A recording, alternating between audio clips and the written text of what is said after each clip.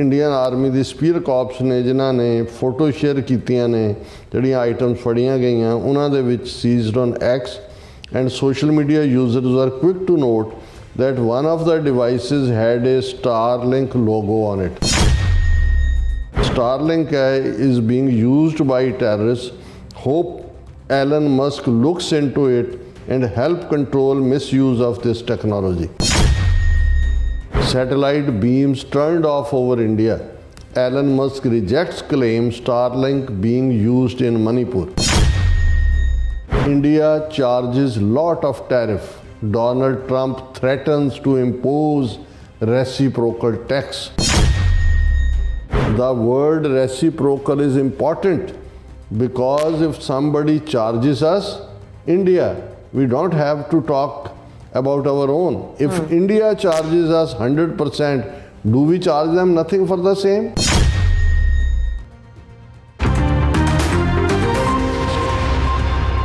Viewers welcome back on programme. So viewers ਗੱਲਬਾਤ ਕਰਨ ਜਾ ਰਹੇ ਹਾਂ ਕਿ ਭਾਰਤ ਸਰਕਾਰ ਨੇ ਐਲਨ ਮਸਕ ਤੇ ਇਲਜ਼ਾਮ ਲਾਇਆ ਹੈ ਕਿ ਮਨੀਪੁਰ ਦੇ ਕੁਕੀ ਲੜਾਕਿਆਂ ਵੱਲੋਂ ਉਸ ਦੇ ਨੈਟਵਰਕ ਸਟਾਰਲਿੰਕ ਦਾ ਇਸਤੇਮਾਲ ਕੀਤਾ ਜਾ ਰਿਹਾ ਹੈ ਔਰ ਦੂਸਰੇ ਪਾਸੇ ਟਰੰਪ ਨੇ ਭਾਰਤ ਨੂੰ ਸਿੱਧੀ ਧਮਕੀ ਦਿੱਤੀ ਹੈ ਕਿ ਜੇ ਭਾਰਤ ਵੱਲੋਂ ਅਮਰੀਕੀ ਚੀਜ਼ਾਂ ਤੇ ਵਾਧੂ ਟੈਕਸ ਲਗਾਇਆ ਗਿਆ ਤਾਂ ਅਮਰੀਕਾ ਵੀ ਉਹਨਾਂ ਹੀ ਜਿਹੜਾ ਟੈਕਸ ਹੈ ਉਹ ਭਾਰਤੀ ਵਸਤੂਆਂ ਤੇ ਲਗਾਏਗਾ। ਸੋ ਇਸ ਬਾਰੇ ਆਪਾਂ ਗੱਲਬਾਤ ਕਰਨ ਜਾ ਰਹੇ ਹਾਂ। ਸੋ ਅਸੀਂ ਚਾਹਾਂਗੇ ਕਿ ਤੁਸੀਂ ਨੀਚੇ ਬਣੇ ਰਹਿਣਾ, ਦੇਖਣ ਸੁਣ ਲਈ ਲਿਖਣ ਲਈ ਤੁਹਾਡਾ ਸਭ ਦਾ ਬਹੁਤ ਸ਼ੁਕਰੀਆ। ਜੀ ਰਾਜ ਸਾਹਿਬ ਕੀ ਕਹਿਣਾ ਚਾਹੋਗੇ?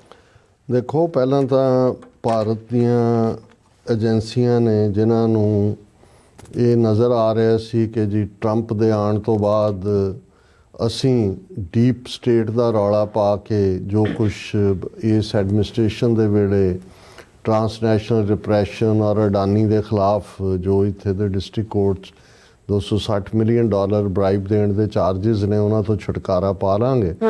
ਪਰ ਹੁਣ ਇਹ ਵੀ ਸਾਹਮਣੇ ਆ ਰਿਹਾ ਕਿ ਵੀ ਅਲਟੀਮੇਟਲੀ ਔਰ ਇਹ ਗੱਲ ਜਿਵੇਂ ਅਸੀਂ ਕੱਲ੍ਹ ਡਿਸਕਸ ਕੀਤਾ ਸੀ ਕਿ ਇਹਨਾਂ ਦੇ ਭੱਦਰ ਕੁਮਾਰ ਜਿਹੜਾ ਐਂਬੈਸਡਰ ਰਿਹਾ ਸ਼੍ਰੀਲੰਕਾ ਔਰ ਦੂਜੇ 'ਚ ਉਹਨੇ ਇੰਡੀਆ ਨੂੰ ਵਾਰਨ ਕੀਤਾ ਕਿ ਜੀ ਡੀਪ ਸਟੇਟ ਦਾ ਇਤਬਾਰ ਨਾ ਕਰੋ, ਇਹ ਤੁਹਾਡੇ ਪਿੱਛੇ ਆਉਣਗੇ। ਦੇਖੋ ਸੀਰੀਆ ਦੇ ਵਿੱਚ ਕੀ ਹੋਇਆ, ਬੰਗਲਾਦੇਸ਼ ਕੀ ਹੋਇਆ। ਉਹ ਕਹਿਣ ਦਾ ਮਤਲਬ ਇਹ ਸੀ ਕਿ ਬੰਗਲਾਦੇਸ਼ ਭਾਰਤ ਦੇ ਪੈਰਾਂ ਥੱਲੋਂ ਖਿੱਚ ਕੇ ਅਮਰੀਕਾ ਨੇ ਆਪਣਾ ਅੱਡਾ ਬਣਾ ਲਿਆ ਔਰ ਸੀਰੀਆ ਰਸ਼ੀਆ ਦੇ ਪੈਰਾਂ ਥੱਲੋਂ ਖਿੱਚ ਕੇ ਜਿਹੜਾ ਹੈ ਅਮਰੀਕਾ ਸਪੋਰਟਡ ਗੁਰੀਲਿਆਂ ਨੇ ਜਿਹੜਾ ਉਹਨੂੰ ਰਸ਼ੀਆ ਨੂੰ ਮਿਡਲ ਈਸਟ 'ਚੋਂ ਬਾਹਰ ਕੱਢ ਦਿੱਤਾ ਔਰ ਇਹੀ ਕੁਛ ਹੋਣ ਜਾ ਰਿਹਾ। ਉਹ ਗੱਲ ਹਰਮੀਤ ਕੌਰ ਢਿੱਲੋਂ ਦੀ ਫਿਰ ਹਵਾਲਗੀ ਦੇ ਨਾਲ ਕਿ ਜੀ ਉਹਦਾ ਹਵਾਲਾ ਦੇ ਕੇ ਕਿ ਜੀ ਐਂਪੈਥਾਈਜ਼ਰ ਹੈ, ਐਂਪੈਥੀ ਰੱਖਦੀ ਹੈ ਖਾਲਿਸਤਾਨ ਨਾਲ, ਜਿਹਨੂੰ ਉਹਨੇ ਅਸਿਸਟੈਂਟ ਜਿਹੜਾ ਹੈ ਉਹ ਬਣਾਇਆ ਉਹ justice department civil Liberty department ਦੇ ਵਿੱਚ ਅਟਾਰਨੀ ਜਨਰਲ।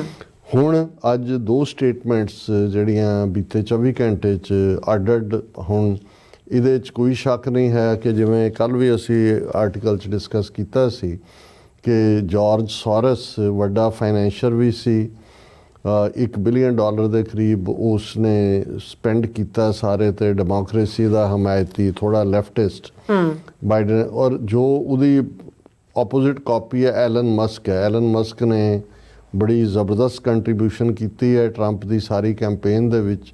ਈਵਨ ਇਹ ਵੀ ਡਿਕਲੇਅਰ ਕੀਤਾ ਸੀ ਕਿ ਜਿਹੜੇ ਵੋਟਾਂ ਪਾਉਣ ਵਾਲੇ ਪ੍ਰੋ ਟਰੰਪ ਕੈਂਪ ਹੈ ਉਹਨਾਂ ਨੂੰ $1 ਮਿਲੀਅਨ ਔਰ ਦੂਸਰਾ ਜਿਹੜੇ ਉਹਨੇ ਡਿਲੀਵਰ ਵੀ ਕੀਤੇ। ਔਰ ਇਹਦੇ 'ਚ ਵੀ ਕੋਈ ਸ਼ੱਕ ਨਹੀਂ ਹੈ ਕਿ ਐਲਨ ਮਸਕ ਨੂੰ ਓਵਰਆਲ ਟਰੰਪ ਨੇ ਉਸ ਮਹਿਕਮੇ ਦੇ ਵਿੱਚ ਨਵਾਂ ਜਿਹੜਾ ਕ੍ਰੀਏਟ ਕੀਤਾ ਕਿ ਓਵਰਆਲ ਫੰਕਸ਼ਨਿੰਗ ਬਿਊਰੋਕਰੇਸੀ ਕਿਵੇਂ ਘਟਾਉਣੀ ਹੈ, ਕਿਵੇਂ ਹੈ। ਔਰ ਇਹ ਜਿਹੜੇ ਕੁਛ ਅਮਰੀਕਨ ਹਲਕੇ ਨੇ ਉਹ ਕਹਿ ਰਹੇ ਨੇ ਵੀ ਰੀਅਲ ਪ੍ਰੈਜ਼ੀਡੈਂਟ ਜਿਹੜਾ ਉਹ ਐਲਨ ਮਸਕ ਹੈ। ਔਰ ਐਲਨ ਮਸਕ ਆਪਣੇ ਢੰਗ ਦੇ ਨਾਲ ਜਿਹੜਾ ਉਹ ਸਾਰੇ ਨੂੰ ਕਿਉਂਕਿ ਟਰੰਪ ਤਾਂ ਆਊਟਸਾਈਡ ਬੈਲਟਵੇ ਹੈ, ਉਹਦਾ ਇਹ ਹੈ ਕਿ ਜੀ ਐਫੀਸ਼ੀਐਂਟ ਗਵਰਨਮੈਂਟ ਔਰ ਇਹ ਜਿਹੜੀ ਬਿਊਰੋਕਰੇਸੀ ਔਰ ਜੋ ਰਾਹ ਰੋਕਦੇ ਨੇ ਪਾਸੇ ਹੋਣ। ਔਰ ਜ਼ਾਹਰ ਹੈ ਕਿ ਐਲਨ ਮਸਕ ਜਿਹੜਾ ਖੁਦ ਵੱਡਾ ਵਪਾਰੀ ਹੈ ਔਰ ਉਸਦੀ ਟੈਸਲਾ ਕਾਰ ਤੋਂ ਲੈ ਕੇ ਈਵਨ ਜਿਹੜਾ ਸਟਾਰਲਿੰਕ ਜਿਸ ਦਾ ਉਹ ਬਾਦਸ਼ਾਹ ਹੈ ਜਿਹਦੇ ਥੱਲੇ ਦੁਨੀਆ 'ਚ ਉਸ ਦੇ ਜਿਹੜੇ ਵੈਲਥ ਦੇ ਵਿੱਚ ਲਗਾਤਾਰਤਾ ਨਾਲ ਵਾਧਾ ਹੁੰਦਾ ਜਾ ਰਿਹਾ। ਔਰ ਇੰਡੀਆ ਨੇ ਪਿਛਲੇ ਦਿਨਾਂ 'ਚ ਜਦੋਂ ਅਜੇ ਬਾਈਡਨ ਹੀ ਉਹਦੀ ਪ੍ਰੈਜ਼ੀਡੈਂਸ਼ੀਅਲ ਇਲੈਕਸ਼ਨ ਨਹੀਂ ਸੀ ਹੋਈ ਜਾਂ ਟਰੰਪ ਨਹੀਂ ਸੀ ਜਿੱਤਿਆ, ਸਟਾਰਲਿੰਕ ਨੂੰ ਜਿਹੜਾ ਭਾਰਤ ਦੇ ਵਿੱਚ ਬਹੁਤ ਐਸੀਆਂ ਸ਼ਰਤਾਂ ਲਾਤੀਆਂ ਸੀ ਕਿਉਂਕਿ ਉਹ ਅਡਾਨੀ ਨੂੰ ਜਿਹੜੀ ਰਿਲਾਇੰਸ ਹੈ ਜਿਹਦੇ ਥੱਲੇ ਉਹ ਅਸਮਾਨਾਂ ਨੂੰ ਵੀ ਕੰਟਰੋਲ ਕਰਦਾ ਹੈ, ਧਰਤੀ ਨੂੰ ਵੀ ਕਰਦਾ ਹੈ, ਪਾਣੀਆਂ ਨੂੰ ਵੀ ਕਰਦਾ ਹੈ, ਪਤਾਲ ਨੂੰ ਵੀ ਕਰਦਾ ਹੈ। ਸਾਰੇ ਮਹਿਕਮੇ ਜਿਹੜੇ ਨੇ ਉਹ ਪੂਰੇ ਉਹਦੇ ਹਵਾਲੇ ਕੀਤੇ ਹੋਏ ਨੇ। ਸੋ ਇਹਦੇ ਸਟਾਰਲਿੰਕ ਨੂੰ ਰੀਚ ਨਹੀਂ ਸੀ ਦਿੱਤੀ। ਹੁਣ ਐਲਨ ਮਸਕ ਇੰਨਾ ਪਾਵਰਫੁਲ ਹੋ ਗਿਆ ਕਿ ਇੰਡੀਆ ਦੇ ਵਿੱਚ ਤਾਂ ਆਲਰੇਡੀ ਬਣਦੇ ਆ। ਜਦੋਂ ਐਲਨ ਮਸਕ ਨੂੰ ਇਹ ਕੈਬਨਿਟ ਰੈਂਕ ਵਾਂਗ ਬਣਾਇਆ ਕਿ ਭਾਈ ਉਹ ਸਾਰੀ ਦੇਖ ਰੇਖ ਕਰੇਗਾ, ਤੇ ਇੰਡੀਆ ਦੇ ਵਿੱਚ ਪਹਿਲਾਂ ਹੀ ਸੀ ਕਿ ਵੀ ਹੁਣ ਸਟਾਰਲਿੰਕ ਨੂੰ ਵੀ ਸਪੇਸ ਦੇਣਾ ਪਏਗਾ। ਪਰ ਇੰਡੀਆ ਆਪਣੀ ਫੇਰ ਡਰਟੀ ਗੇਮ ਖੇਡ ਰਿਹਾ। ਹੁਣ ਇਹਦੇ 'ਚ ਕੋਈ ਸ਼ੱਕ ਨਹੀਂ ਹੈ ਕਿ ਮਨੀਪੁਰ ਦੇ ਵਿੱਚ ਜਿੱਥੇ ਇਕੱਲਾ ਜਦੋਂ ਇਹ ਕਹਿੰਦੇ ਨੇ ਜੀ ਬੰਗਲਾਦੇਸ਼ ਪੈਰ ਪਸਾਰ ਲਏ, ਇਹਦੇ 'ਚ ਕੋਈ ਸ਼ੱਕ ਨਹੀਂ ਹੈ ਕਿ ਮਨੀਪੁਰ ਦੇ ਵਿੱਚ ਜਿੱਥੇ ਇੰਡੀਆ ਨੇ ਜ਼ੁਲਮ ਕੀਤਾ ਹਿੰਦੂ ਮਾਈਤਾਈ ਕਬੀਲੇ ਨੂੰ ਅੱਗੇ ਲਾ ਕੇ, ਉੱਥੇ ਕੁਕੀ ਕ੍ਰਿਸਚਨ ਕਬੀਲਿਆਂ ਦੇ ਨਾਲ ਪੱਛਮੀ ਮੁਲਕ ਖੜੇ ਨੇ ਪੀਸਫੁਲੀ ਵੀ। ਔਰ ਜਿਸ ਲੈਵਲ ਤੇ ਉਹ ਆਪਣੀ ਲੜਾਕੇ ਤਾਂ ਹੈ ਹੀ ਨੇ, ਉਹ ਕਬੀਲੇ ਨੇ, ਟਰਾਈਬਲ ਨੇ, ਆਪਣੀ ਲੜਾਈ ਉਹ ਲੈ ਗਏ ਨੇ, ਡਰੋਨਸ ਦਾ ਇਸਤੇਮਾਲ। ਔਰ ਈਵਨ ਜਿਹੜਾ ਹੁਣ ਚਾਰਜ ਇੰਡੀਆ ਨੇ ਇੱਕ ਤੀਰ ਨਾਲ ਮਲਟੀਪਲ ਸ਼ਿਕਾਰ ਕਰਨੇ ਚਾਹੇ ਨੇ। ਇੱਕ ਤਾਂ ਉਹ ਇਹ ਕਹਿਣਾ ਚਾਹੁੰਦੇ ਨੇ ਕਿ ਅਮਰੀਕਾ ਮਨੀਪੁਰ ਦੇ ਵਿੱਚ ਜਿਹੜੀ ਗੁਰੀਲਾ ਲੜਾਈ ਹੈ ਗੁਰੀਲਿਆਂ ਦੇ ਨਾਲ, ਉਹ ਮਦਦਗਾਰ ਹੈ ਕਿ ਉਹ ਕਮਿਊਨੀਕੇਟ। ਔਰ ਉਹਨਾਂ ਨੇ ਇੰਡੀਆ ਨੇ ਚਾਰਜ ਲਾਇਆ ਕਿ ਜਦੋਂ ਕਿ ਸਟਾਰਲਿੰਕ ਨੂੰ ਭਾਰਤ ਦੇ ਵਿੱਚ ਐਕਸੈਸ ਨਹੀਂ ਦਿੱਤੀ ਗਈ, ਲੇਕਿਨ ਮਨੀਪੁਰ ਦੇ ਗੁਰੀਲਿਆਂ ਦੇ ਕੋਲੋਂ ਉਹ ਡਿਵਾਈਸਿਸ ਫੜੀਆਂ ਗਈਆਂ ਨੇ ਜਿਹਦੇ 'ਚ ਕਿ ਉਹ ਸਟਾਰਲਿੰਕ ਦੇ ਨਾਲ ਇੱਕ ਦੂਸਰੇ ਨਾਲ ਕਮਿਊਨੀਕੇਟ ਕਰਦੇ ਨੇ। ਔਰ ਇਹ ਜਿਹੜਾ ਹਾਲਾਂ ਇਸ ਨੇ ਉਹਨੂੰ ਡਿਨਾਈ ਕੀਤਾ ਹੈ। ਔਰ ਉਹਨੇ ਐਲਨ ਮਸਕ ਨੇ ਕਿਹਾ ਬਿਲਕੁਲ ਝੂਠ ਹੈ। Satellite beams turned off over India, Elon Musk rejects claim Starlink being used in Manipur. ਔਰ ਇਸ ਤੋਂ ਪਹਿਲਾਂ ਕਹਾਣੀ ਇਹ ਸੀ ਕਿ ਵੀ ਇਹ ਜਿਹੜਾ ਉਹਨਾਂ ਨੇ ਸਿਕਿਉਰਿਟੀ ਫੋਰਸਿਸ ਨੇ ਕਿਹਾ ਜੀ ਅਸੀਂ ਇੰਟਰਨੈਟ ਡਿਵਾਈਸਿਸ ਕੈਪਚਰ ਕੀਤੀਆਂ ਨੇ ਆਰਮਸ ਐਂਡ ਐਮਨੀਸ਼ਨ ਦੇ ਨਾਲ, ਜਿਹੜੀ ਕੈਰੋ ਹੁਮਾਨੋ ਇੰਫਾਲ ਈਸਟ ਡਿਸਟ੍ਰਿਕਟ ਹੈ। ਔਰ ਜਿਹੜੀ ਇੰਡੀਅਨ ਆਰਮੀ ਦੀ ਸਪੀਅਰ ਕਾਰਪਸ ਨੇ ਜਿਨ੍ਹਾਂ ਨੇ ਫੋਟੋ ਸ਼ੇਅਰ ਕੀਤੀਆਂ ਨੇ, ਜਿਹੜੀਆਂ ਆਈਟਮਸ ਫੜੀਆਂ ਗਈਆਂ ਉਹਨਾਂ ਦੇ ਵਿੱਚ seized on X and social media users are quick to note that one of the devices had a Starlink logo on it। ਕਿ ਜਿਹੜੀਆਂ ਡਿਵਾਈਸਿਸ ਫੜੀਆਂ ਉਹਨਾਂ 'ਚ ਇੱਕ ਦੇ ਉੱਤੇ Starlink ਦਾ ਲੋਗੋ ਲੱਗਾ ਹੋਇਆ ਹੈ। ਔਰ ਫਿਰ ਉਹਨਾਂ ਨੇ ਕਿਹਾ ਕਿ ਵੀ ਇਹ ਜਿਹੜਾ Starlink ਹੈ is being used by terrorists, hope Elon Musk looks into it and help control misuse of this technology। ਕਿ ਵੀ ਇਹ ਗੁਰੀਲਿਆਂ ਦੇ ਹੱਥ ਕਿਵੇਂ ਲੱਗ ਗਈ ਟੈਕਨੋਲੋਜੀ, ਵੀ ਅਸੀਂ ਆਸ ਕਰਦੇ ਹਾਂ ਕਿ ਇਹਨੂੰ ਇਹ ਰੋਕੇਗਾ ਔਰ ਇਹਨੂੰ ਅੱਗੇ ਨਹੀਂ ਜਾਣ ਦੇਗਾ ਇਹਦੇ ਤੇ। ਔਰ ਇਹ ਬੜੀ ਪ੍ਰੋਵੋਕੇਸ਼ਨ ਹੈ, ਤੁਸੀਂ ਝੂਠਾ ਚਾਰਜ ਲਾ ਰਹੇ ਹੋ ਜਾਂ ਸੱਚਾ ਲਾ ਰਹੇ ਹੋ। ਪਰ ਇਸ ਪਬਲਿਕਲੀ ਐਲਨ ਮਸਕ ਨੇ ਫੌਰਨ ਰਿਪਲਾਈ ਕੀਤਾ, this is false, Starlink satellite beams are turned off over India.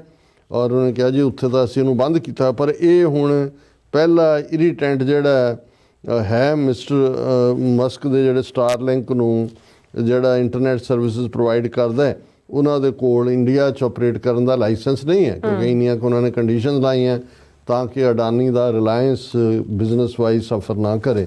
So already ਦੇ ਜਿਹਨੂੰ ਕਹਿੰਦੇ ਨੇ ਕਿ they have shown the red tag to Elon Musk. ਜਿਵੇਂ ਉਹ ਬੁੱਲ ਹੁੰਦਾ ਹੈ ਨਾ, ਜੇ ਤੁਸੀਂ ਉਹਨੂੰ ਰੈਡ ਟੈਗ ਦਿਖਾਓ ਤੇ ਉਹ ਫਿਰ ਤੁਹਾਡੇ ਮਗਰ ਦੌੜਦਾ ਹੈ। ਔਰ ਇਹ ਆਲਰੇਡੀ ਐਲਨ ਮਸਕ ਨੇ ਵੀ ਅੱਖ ਲਾਲ ਕਰ ਲਈ ਕਿ ਵੀ ਇਹ ਤੁਸੀਂ ਕੀ ਕਰ ਰਹੇ ਹੋ। ਦੂਸਰੇ ਪਾਸੇ US ਪ੍ਰੈਜ਼ੀਡੈਂਟ ਟਰੰਪ, ਔਰ ਇਹ ਉਹਨਾਂ ਦੀ ਆਪਣੀ PTI ਦੀ ਖਬਰ ਹੈ, India charges lot of tariff, Donald Trump threatens to impose reciprocal tax. ਔਰ ਇਹ ਜਿਹੜਾ ਲਾਰਜੈਸਟ ਟ੍ਰੇਡਿੰਗ ਪਾਰਟਨਰ ਹੈ ਇੰਡੀਆ ਦਾ 2023-24 ਦੇ ਵਿੱਚ, ਜਿੱਥੇ ਇੰਡੀਆ ਦੀ ਐਕਸਪੋਰਟ ਅਮਰੀਕਾ ਨੂੰ 77.51 ਬਿਲੀਅਨ, ਆਲਮੋਸਟ 80 ਬਿਲੀਅਨ ਡਾਲਰ ਦੇ ਨੇੜੇ ਦੀਆਂ ਚੀਜ਼ਾਂ ਇੰਡੀਆ ਨੇ ਐਕਸਪੋਰਟ ਕੀਤੀਆਂ ਨੇ, ਜਦੋਂ ਕਿ ਜਿਹੜੀਆਂ ਇੰਪੋਰਟ ਕੀਤੀਆਂ ਅਮਰੀਕਾ ਤੋਂ ਉਹ 42 ਬਿਲੀਅਨ ਡਾਲਰ ਹੈ। ਇਹਦਾ ਮਤਲਬ ਹੈ ਕਿ ਆਲਮੋਸਟ 38 ਬਿਲੀਅਨ ਡਾਲਰ ਦਾ ਟ੍ਰੇਡ ਡੈਫਿਸਿਟ ਹੈ। ਉਹਦਾ ਕਾਰਨ ਇਹ ਹੈ ਕਿ ਜਿਹੜੀ ਅਮਰੀਕੀ ਚੀਜ਼ ਇੰਡੀਆ 'ਚ ਜਾਂਦੀ ਹੈ ਉਹਨੂੰ ਉਹਦੇ 'ਤੇ ਉਹ ਟੈਕਸ ਲਾ ਦਿੰਦੇ ਨੇ, ਅਤੇ ਅਮਰੀਕਾ ਨੇ ਉਹਨੂੰ ਇੰਡੀਆ ਨੂੰ ਹੁਣ ਤੱਕ ਇਹਨਾਂ ਦੇ ਡੈਮੋਕ੍ਰੈਟਿਕ ਐਡਮਿਨਿਸਟ੍ਰੇਸ਼ਨ ਨੇ ਗੁੱਡ ਬੁੱਕਸ 'ਚ ਰੱਖਿਆ ਹੋਇਆ ਔਰ ਉਹ ਟੈਰਿਫ ਨਹੀਂ ਲਾਉਂਦੇ। ਔਰ ਇਹ ਜਦੋਂ ਹੁਣ ਇਹ ਟਰੰਪ ਨੇ ਬੜੀ ਕਲੀਅਰਲੀ ਸਟੇਟਮੈਂਟ ਦਿੱਤੀ ਹੈ, ਉਹਨਾਂ ਨੇ ਕਿਹਾ ਕਿ ਇੰਡੀਆ ਐਂਡ ਬ੍ਰਾਜ਼ੀਲ ਉਹਨਾਂ ਮੁਲਕਾਂ 'ਚੋਂ ਨੇ ਜਿਨ੍ਹਾਂ ਨੇ ਅਮਰੀਕਨ ਪ੍ਰੋਡਕਟਸ ਦੇ ਉੱਤੇ ਬਹੁਤ ਜ਼ਿਆਦਾ ਜਿਹੜਾ ਉਹ ਟੈਕਸ ਲਾਇਆ ਹੋਇਆ।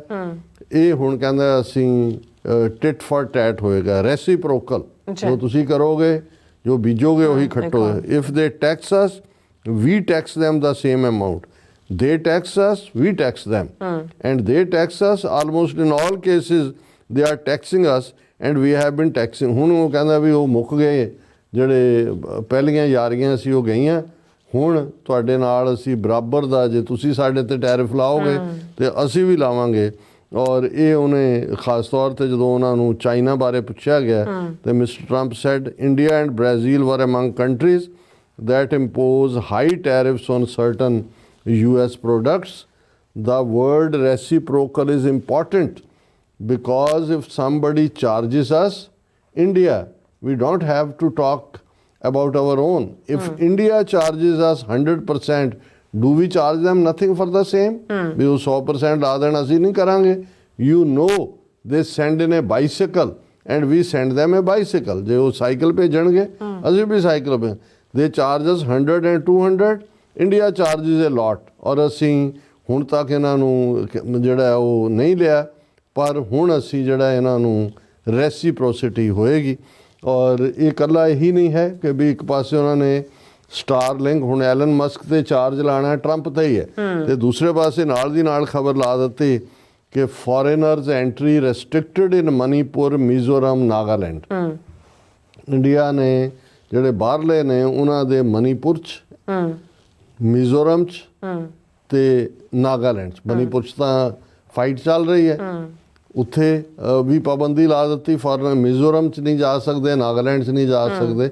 ਔਰ ਆਲਰੇਡੀ ਨਾਗਿਆਂ ਦੇ ਜਿਹੜੇ ਗਰੁੱਪ ਨੇ ਉਹ ਆਰਗੇਨਾਈਜ਼ ਹੋ ਰਹੇ ਨੇ, ਕਿਉਂਕਿ ਉਹਨਾਂ ਦੇ ਨਾਲ ਵੀ ਜਿਹੜਾ ਐਗਰੀਮੈਂਟ 16-18 ਸਾਲਾਂ ਤੋਂ ਲਿੰਗਰ ਔਨ ਹੋਇਆ ਔਰ ਉਹਦੇ 'ਚ ਉਹਨਾਂ ਦੀ ਮੰਗ ਗ੍ਰੇਟਰ ਨਾਗਾਲਿਮ ਦੀ ਹੈ, ਜਿਹਦੇ 'ਚ ਕਿ ਅਸਾਮ ਵੀ ਔਰ ਨਾਗਾਲੈਂਡ ਵੀ ਔਰ ਮਿਜ਼ੋਰਮ ਦੇ ਹਿੱਸੇ ਵੀ ਨੇ। ਉਹਨਾਂ ਦੀ ਡਿਮਾਂਡ ਵੀ ਜਿਹੜੀ ਹੈ ਵਾਪਸ ਉਹ ਪੁਰਜ਼ੋਰ ਤਰੀਕੇ ਦੇ ਨਾਲ ਖੜੀ ਹੋ ਰਹੀ ਹੈ। ਸੋ ਅਸੀਂ ਸਮਝਦੇ ਹਾਂ ਵੀ ਟਰੰਪ ਨੇ ਵੀ ਔਰ ਐਲਨ ਮਸਕ ਨੇ ਵੀ ਇੰਡੀਆ ਨੂੰ ਠੀਕ ਮੈਸੇਜ ਦਿੱਤਾ ਹੈ। ਜੀ ਡਾਕਟਰ ਸਾਹਿਬ, ਤੁਹਾਡਾ ਬਹੁਤ ਬਹੁਤ ਸ਼ੁਕਰੀਆ। ਸੋ ਅਥਲੇ ਬ੍ਰੇਕ ਵਿਊਅਰਸ, ਤੁਸੀਂ ਇਸੇ ਤਰ੍ਹਾਂ ਬਣੇ ਰਹਿਣਾ, ਮਿਲਦੇ ਹਾਂ ਆਫਟਰ ਦਿਸ ਸ਼ਾਰਟ ਬ੍ਰੇਕ।